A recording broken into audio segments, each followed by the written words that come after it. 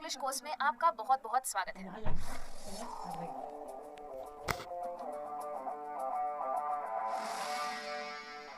पिछली बार जब मैं आपसे मिली थी तब मैंने आपसे ढेर सारी बातें की थी ये बताते हुए कि ये बातों का सिलसिला शुरू कैसे करना होता है। यानी कि अगर आप किसी से इंग्लिश में बात करना चाहते हैं तो आप बात क्या करेंगे, कैसे शुरू करेंगे। लेकिन वो बातें उन लोगों के साथ थी जिनको आप शायद जानते हैं या पहले कभी मिले हैं और आप दोस्ती बढ़ाना चाहते हैं। आज मैं आपसे बात करूंगी उस चीज की जो उससे भी ज्यादा जरूरी है। जब आप किसी नए इंसान से मिलते हैं तो आप उनसे अपनी पहचान कैसे करेंगे, यानी कि आप अपने आप को इंग्लिश में इंट्रोड्यूस कैसे करेंगे, उस बारे में आज मैं आपसे बात करने वाली हूँ। बहुत मुश्किल काम नहीं है और जितना अच्छे से आप पिछले 3 क्लासेस में कर रहे हैं उस हिसाब से तो आप बहुत अच्छे से करने वाले हैं, मुझे मालूम है। लेकिन आज की क्लास में मुझसे ज़्यादा आपको बात करनी है। मैं तो यहाँ बात करूंगी ही, लेकिन आप जैसे जैसे ये क्लास देख रहे हैं वैसे वैसे आप ये सारी चीज़ें बोलने की प्रैक्टिस करने वाले हैं ताकि आप इसमें और आसानी से बात कर सकें। तो सबसे पहले तो ये जानते हैं कि आप बात किस बारे में करेंगे। अब जब आप किसी इंसान को नहीं जानते तो शायद आप उनके बारे में कुछ नहीं जानते या शायद बहुत थोड़ी चीजें जानते हैं, जैसे कि उनका नाम। तो हो सकता है कि वो इंसान भी आपको ना जानता हो या जानती हो। तो सबसे पहली चीज जो आप किसी को बताते हैं अपने बारे में वो है अपनी नाम और पहचान।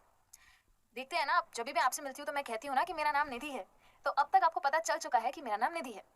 तो वैसे ही जब आप किसी और से मिलते हैं तो आप कहेंगे माई नेम इज XYZ, जो भी आपका नाम है, या फिर आई एम XYZ। मैंने आपको पिछली क्लास में बताया था कि ये जो माई सेल्फ XYZ होता है ये गलत होता है, तो ये मत यूज कीजिएगा। और अब ये आइडेंटिटी क्या होती है, ये पहचान। पहचान ऐसी चीज है जो हर बार बदलती रहती है। हम सबकी बहुत सारी पहचानें हैं। पहचानों से मेरा मतलब कॉन्टैक्ट्स नहीं है, पहचान मतलब लोग आपको किस तरीके से जानते हैं। तो अगर आप किसी से ऑफिस में मिल रहे हैं तो शायद आप अपने डिपार्टमेंट के बारे में बता सकते हैं उन्हें कि आप कौन से डिपार्टमेंट से हैं, या फिर हो सकता है आप उन्हें अपनी पोस्ट बता सके। अगर आप किसी स्कूल में मिल रहे हैं, जैसे कि स्कूल में किसी इंसान से आप नए इंसान से आप बात करना चाहते हैं, तो फिर आप बता सकते हैं कि मैं इस क्लास या इस सेक्शन में हूँ। अगर आप कॉलेज जाते हैं और वहाँ पे किसी नए इंसान से बात करना चाहते हैं तो आप बता सकते हैं कि आप डिग्री कौन सी पढ़ रहे हैं, इंजीनियरिंग या BCom या BBA क्या पढ़ रहे हैं। और हो सकता है आप कौन से क्लास में हैं वो भी आप उन्हें बता सके। तो हर एक इंस्टीट्यूशन का, हर एक जगह का एक अपना आइडेंटिटी होता है। जहाँ भी आप इस इंसान से मिल रहे हैं, जो भी चीज़ आप दोनों के बीच में कॉमन है वो आप बताएंगे। आपको ये तो पता ही है ना कि जब आप किसी नए इंसान से मिलते हैं, हो सकता है अगर आप किसी शादी में मिलेंगे तो आप बताएंगे मैं इसका बेटा हूँ, मैं इसकी बेटी हूँ। वो है आपकी पहचान। या फिर जब आप अपना सर नेम देते हैं ताकि आपके खानदान का पता चले, तो वो है आपकी पहचान।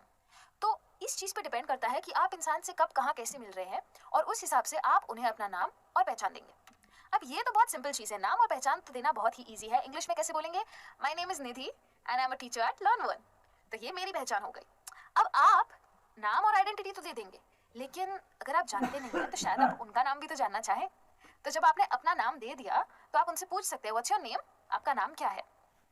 या फिर आप कह सकते हैं may I know your name please, क्या मैं आपका नाम जान सकता हूँ या जान सकती हूँ। अगर आपको उनका नाम नहीं पता तो आप ऐसे बोलेंगे। अगर आप किसी ऐसे इंसान से मिल रहे हैं जो शायद थोड़े से पॉपुलर है, हो सकता है क्लास के मॉनिटर है और आपको पता है उनका नाम क्या है, या फिर ऑफिस में कोई पॉपुलर ऐसा इंसान है जिसने बहुत सारे अवार्ड जीत रखे हैं, तो आप जानते हैं वो कौन है लेकिन वो नहीं जानते कि आप कौन है, राइट। तो आप उनका नाम कंफर्म कर सकते हैं कि तुम वही हो ना। तो वो कंफर्मेशन कैसे लेते हैं, जो भी इंसान का नाम हो, जैसे कि अगर उनका नाम है Neha, Neha right, my name is Nidhi, I am a teacher at Learn One, ऐसे बात कर सकते हैं। कंफर्मेशन पहले ले लिया, आइडेंटिटी बाद में दे दी। अगर आप नाम और आइडेंटिटी पहले दे रहे हैं तो भी आप कंफर्मेशन बाद में ले सकते हैं, इसका कोई स्पेसिफिक ऑर्डर नहीं होता।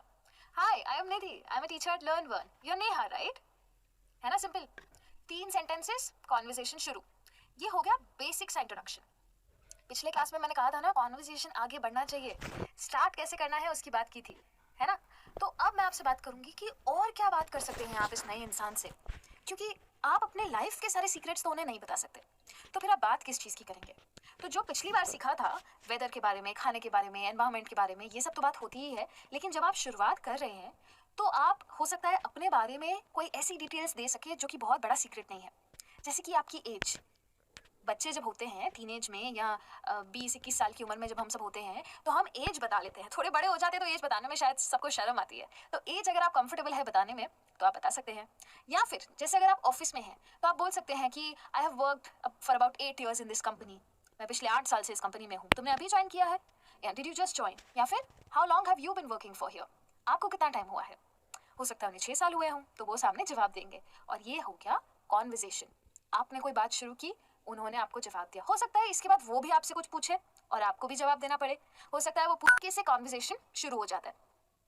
अगर आप कॉलेज में हैं या स्कूल में हैं तो आप बता सकते हैं कौन सी क्लास में हैं, क्या पढ़ रहे हैं, कॉलेज में आप कौन से सब्जेक्ट्स को पढ़ रहे हैं, इसके बारे में भी बात कर सकते हैं। तो बातें इस तरीके से आगे तो बढ़ जाएगी, पर अभी भी हम काफ़ी बेसिक लेवल पे हैं।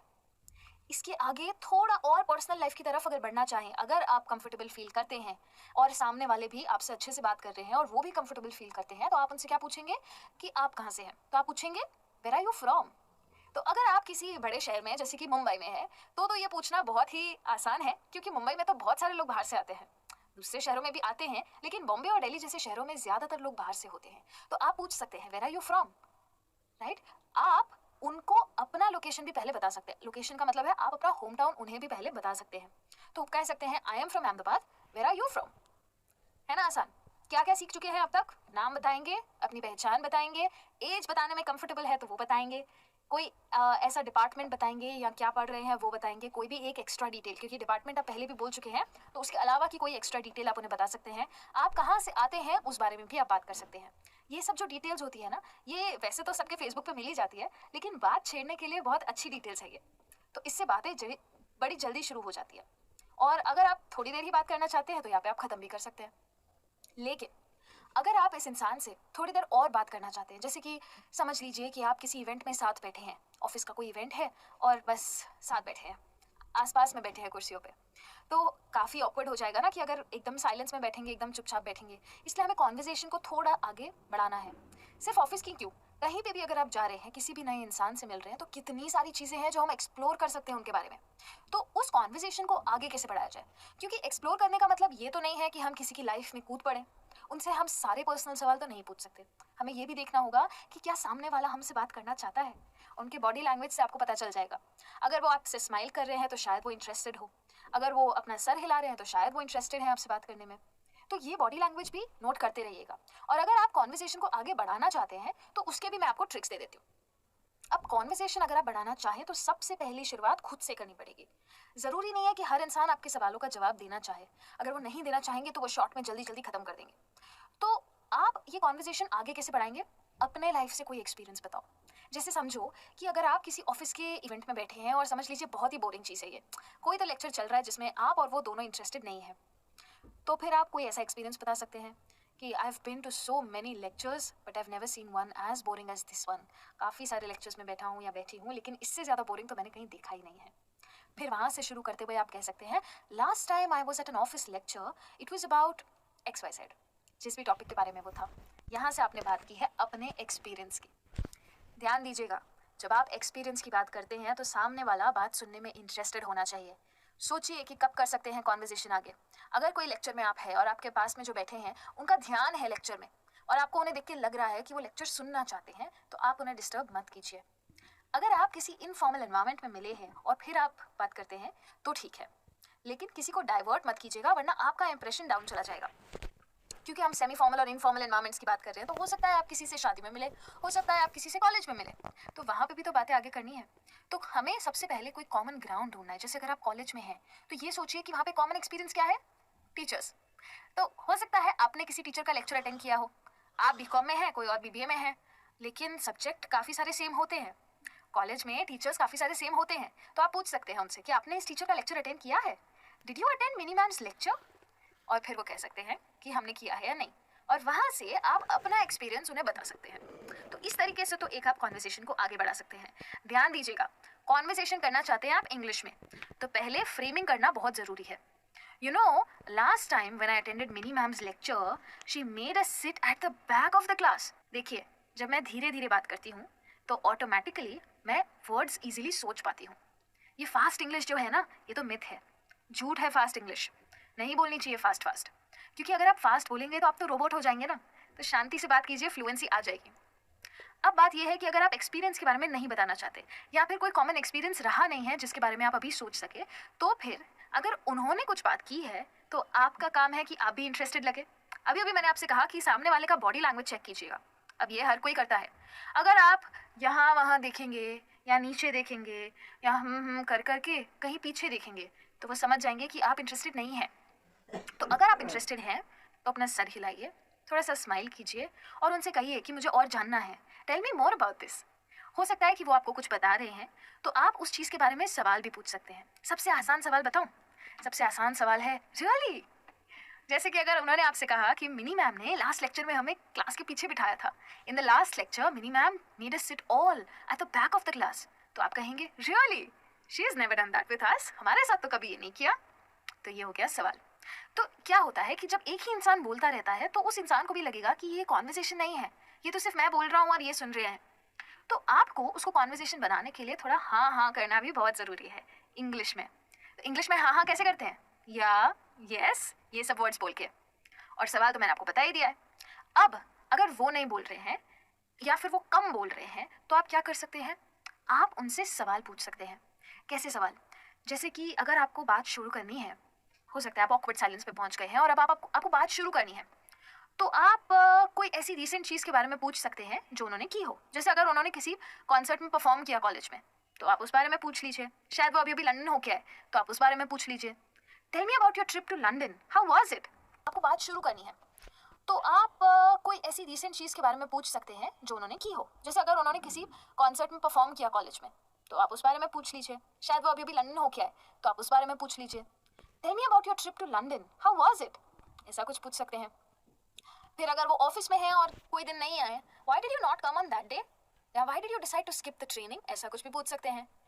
या फिर अगर वो अभी अभी कुछ जीते हैं, जैसे कोई अवार्ड, कोई ट्रॉफी कुछ जीते हैं, तो आप पूछ सकते हैं what was that moment like for you. तो इस तरीके से आप उनके एक्सपीरियंसेस के बेसिस पे भी बात छेड़ सकते हैं। और तो और, जब कोई और अपने पैशंस के बारे में, अपने इंटरेस्ट के बारे में आपसे बात कर रहा है, तो आप ऐसे सवाल भी पूछ सकते हैं कि आपको सबसे पहले कब रियलाइज हुआ कि यही चीज़ है आपके लिए। तो ये सारे सवाल पूछने से होता ये है कि जहाँ हम बेसिक पे थे ना, इंट्रोडक्शन पे, वहाँ से धीरे धीरे आगे बढ़ेंगे। याद रखिए, ये सारे सवाल वो भी आपको पूछ सकते हैं। अगर वो आपसे बात करने में इंटरेस्टेड है तो वो भी आपसे ये सब सवाल पूछ सकते हैं। तो उसका भी ध्यान रखिए, क्योंकि आपको इनके जवाब भी देने हैं। तो जब हम धीरे धीरे सेंटेंसेस बनाना सीखेंगे तो आप ये भी समझ जाएंगे कि अगर आपसे ऐसा कोई सवाल पूछा जाए तो आप कैसे जवाब देंगे। इसके अलावा अगर हो सकता है कि वो सामने वाला इंसान इतनी बातें नहीं कर रहा आपसे, या अपनी ज़िंदगी के बारे में इतना शेयर नहीं करना चाहता। काफ़ी लोग प्राइवेसी पसंद करते हैं। उन्हें अच्छा नहीं लगता है कि कोई उनकी ज़िंदगी में आके घुसे या कोई उनकी ज़िंदगी के बारे में बहुत सारे सवाल करे। तो हमारा काम ये है कि हम उनकी प्राइवेसी को रिस्पेक्ट करें। प्राइवेसी को रिस्पेक्ट करते हुए अगर आप उनसे बात करना चाहते हैं, अगर आप उनसे बातें आगे बढ़ाना चाहते हैं, तो कोई भी जनरल टॉपिक ले लीजिए। अगर आप किसी कॉलेज में साथ हैं तो पढ़ाई की बात कीजिए। अगर आप ऑफिस में साथ हैं तो ऑफिस पॉलिटिक्स की बात कर लीजिए। ऑफिस पॉलिटिक्स में हर कोई बात करता ही है। अगर कुछ हुआ है आपके देश में, आपके शहर में कुछ नया बदलाव आया है, तो आप उनसे उनका व्यू पॉइंट ले लीजिए। जैसे कि ये नई वाली मेट्रो पे तुम्हारा क्या ख्याल है? What is your opinion on this new metro train? Will it be beneficial for the city? क्या ये हमारे लिए अच्छी रहेगी? तो ऐसे इसी टॉपिक्स पे कोई भी बात कर सकता है। लेकिन इस सब में ये चीज़ का बहुत ध्यान रखिएगा कि आप कोई ऐसा टॉपिक ना छेड़ दें जो कि बहुत सेंसिटिव है। सेंसिटिव टॉपिक्स कौन से होते हैं? रिलीजन का टॉपिक। अगर रिलीजन के बारे में कुछ भी है, अगर आप दोनों अलग अलग रिलीजन से हैं, तो फिर कोशिश कीजिए कि आप उस रिलेटेड टॉपिक ना छेड़ें। क्योंकि क्या होता है कि अगर आपका कोई और ओपिनियन है जो उनसे अलग है और उनके रिलीजन के बारे में शायद बुरा भला आप सोचते हो, तो हो सकता है कि वो बुरा मान जाए और आपसे बात ना करना चाहे। दूसरा सेंसिटिव टॉपिक है पॉलिटिक्स। इस देश में कौन सी पार्टी आगे आने वाली है। ऐसे टॉपिक से भी हो सके उतना दूर रहिए, क्योंकि हर किसी का पॉलिटिकल ओपिनियन उनका खुद का होता है और हमारा काम नहीं है कि हम उन्हें जज करें उसके लिए। तो हम ऐसी ही चीज़ों के बारे में बात करेंगे जिसके बारे में बात करना बहुत आसान है, क्योंकि आसान चीज़ों के बारे में बात करना इंग्लिश में आपके लिए भी आसान हो जाएगा। तो कुछ ऐसी ही चीज़ों के बारे में बात कीजिएगा। अब बात करना तो आप सीख चुके हैं, लेकिन कैसे खड़े रह के बात करनी है। अगर आप नोटिस करें तो इसे कॉन्फिडेंट कहते हैं और इसे नर्वस कहते हैं। हो सकता है ये सेम इंसान हो सकता है नहीं, ये सेम ही इंसान है। एक्चुअली जब आप इंग्लिश में बात करेंगे तो मैं जानती हूँ कि इंग्लिश हम सबके लिए सेकंड लैंग्वेज है। हम सब इंग्लिश को बाद में सीखे हैं, तो थोड़ा बहुत डरना, नर्वस होना नॉर्मल है। लेकिन काम सिर्फ ये करना है कि सामने वाले को पता नहीं चलने देना है कि हम नर्वस है। दिल तेज तरीके से धड़केगा, मैं जानती हूँ। शायद अंदर से गर्मी महसूस होने लगे, ये सब नर्वसनेस के साइंस है। लेकिन सामने वाले इंसान को पता नहीं चलना चाहिए कि आप नर्वस हैं, वरना उन्हें पता चल जाएगा कि आपको इंग्लिश थोड़ी सी हिचकिचाहट हो रही है इंग्लिश बोलने में। तो फिर हम क्या करेंगे? हम कॉन्फिडेंट रहेंगे। कॉन्फिडेंट कैसे रहा जाता है? जब आप बात कर रहे हैं तो आई कांटेक्ट रखिए। सामने वाले की आंखों में देख के बात कीजिए। उसका मतलब ये नहीं है कि उन्हें घूरते रहिए, उसका मतलब है कि आसपास देखिए, पर जब आप बात कर रहे हैं तब उनकी आंखों में देख के बात कीजिए। स्ट्रेट पोस्चर रखिए। खड़े हो या बैठे हो, अगर आप स्ट्रेट बैठेंगे तो आपका पर्सनैलिटी अच्छा रहेगा। और अगर कभी कोई गलती हो जाए, बहुत बार ऐसा होता है, हर भाषा में होता है गलती, कभी कभी टंग थोड़ा सा स्लिप हो जाता है, तो उस चीज़ में चिंता मत कीजिए। उसका मतलब ये नहीं है कि आपको लैंग्वेज नहीं आती, उसका मतलब सिर्फ ये है कि हम थोड़ा सा तेज़ बोलने गए और उसमें हमारी जुबान फिसल गई। तो अगर ऐसा कुछ होता है तो तुरंत अपने आप को करेक्ट कर लीजिए। करेक्ट करने के भी तरीके होते हैं। अगर आप अपने फेस पे आने देंगे कि आपने कोई गलती की है, तो सामने वाले को समझ आ जाएगा। हो सकता है सामने वाले को उतनी इंग्लिश ना आती हो और अगर आप फेस पे ना आने दे तो उन्हें समझ ना आए। हो सकता है कि आपको तुरंत रियलाइज हो गया कि ये मैंने गलत बोल दिया, आई एम बोलना था और आई इज बोल दिया, तो चेंज कर दो, फिर से बोल दो एक्चुअली आई एम। तो उस इंसान को पता चल जाएगा कि आपको आपका ग्रामर आता है। हाँ की एक्टिंग, यहाँ से अगर आप कॉन्फिडेंट है तो अंदर कुछ भी चल रहा है कोई प्रॉब्लम नहीं है। हर इंसान इस दुनिया में नर्वस होता है और ग्रामर का काम सिर्फ हमारी लैंग्वेज को सिस्टमिक बनाना है, उसको एक स्ट्रक्चर देना है। लैंग्वेज का काम क्या है कि हम अपना आइडिया, अपना विचार किसी और के आगे रख सकें। अगर हम वो कर सकते हैं तो हम अच्छे से लैंग्वेज में बात करते हैं। कॉन्फिडेंस दिखाने का एक और तरीका है आपके चेहरे की सुंदर सी स्माइल। जब आप बात कर रहे हैं तो थोड़े रूड मत होइएगा, स्माइल करके आई कांटेक्ट बना के बात कीजिए। सामने वाले को आपसे बात करने में मजा आएगा क्योंकि आप उनकी बातों में भी इंटरेस्टेड हैं और इसी बहाने आपने अपने बारे में भी उन्हें बता दिया है। याद रखिए एक और चीज़, जब आप अपने बारे में बात कर रहे हैं या अपने अचीवमेंट्स के बारे में बात कर रहे हैं तो हमें अपने मुंह में मिट्ठू नहीं करना है। हम अगर पूरा टाइम अपने ही बारे में बात करते रह जाएंगे तो कोई भी इंटरेस्टेड नहीं रहेगा। हमें मौके ढूंढने हैं, कहीं बीच में कॉन्वर्सेशन में धीरे धीरे स्लिप इन करना है कि मुझे भी ये करना पसंद है, मैं भी ये करती हूँ। तो ऑटोमेटिकली उस इंसान को आपके बारे में पता चल जाएगा और देखते ही देखते आप लोग दोस्त बन जाएंगे। तो आज के लिए तो इतना ही। आज आपने काफ़ी सारी चीज़ें सीखी है, खुद को इंट्रोड्यूस करना भी सीखा है, कॉन्वर्सेशन को आगे बढ़ाना भी सीखा है और बॉडी लैंग्वेज को कॉन्फिडेंट कैसे रखना है वो भी आपने सीख लिया है। आपसे अगले क्लास में जल्दी मिलने वाली हूँ, लेकिन अगर आज की क्लास के बारे में आपको कोई भी सवाल है तो आपको पता है आपको कहाँ जाना है।